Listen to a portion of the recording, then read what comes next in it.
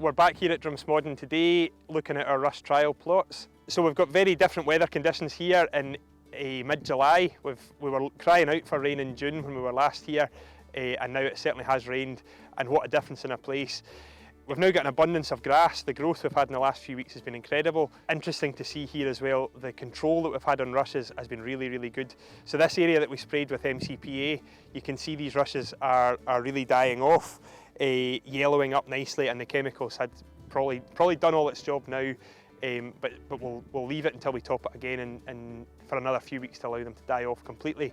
But I think as a result goes, this has been really, really pretty good. The area that we sprayed and then topped is lush green, good grass. It's still rough old grass, but we've got much better grazing in that area than we do in the area I'm standing in just now.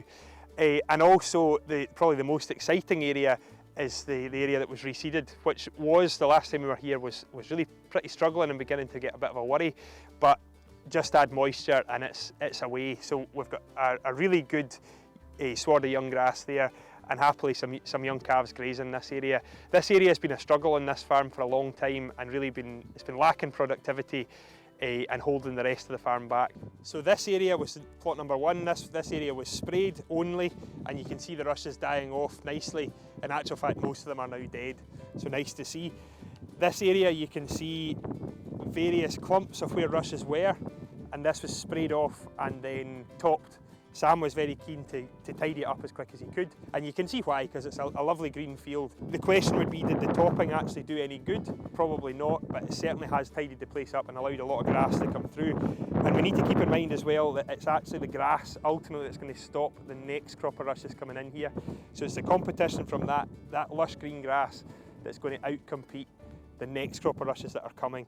So we're always going to be fighting this battle of rushes. The best way we can do that is to keep this grass green and lush. So with that in mind, we slurried this area, and you can still see the lines from the dribble bar in here.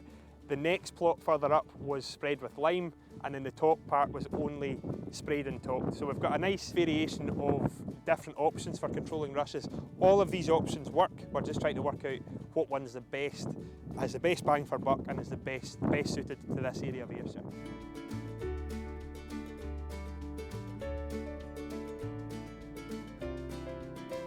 So in this field is really a case in point of wild grasses coming back in as well. We can see what looks like a very lush field, but when you go through it, there's a lot of good meadow grass type material and also a lot more coarser wild grass as well.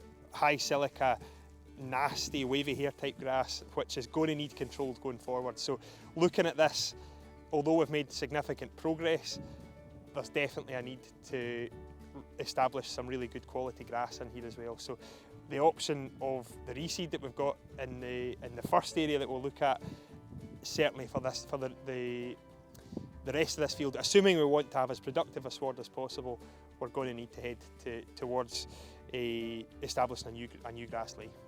So this was the first 5 acre block that Sam reseeded. Hopefully we'll see additional reseeds in years to come, but this block, there was a bit of debate at the time whether you'd go ahead and do it, whether the land was actually good enough to justify it. Once he got in and drained it and actually, saw how good the land actually was, how much potential there was, he was really keen to crack on. And I'm so pleased to see what was almost wall-to-wall rashes maintaining a couple of dry heifers a year now has the future of the dairy herd here. Calves grazing, performing well on it.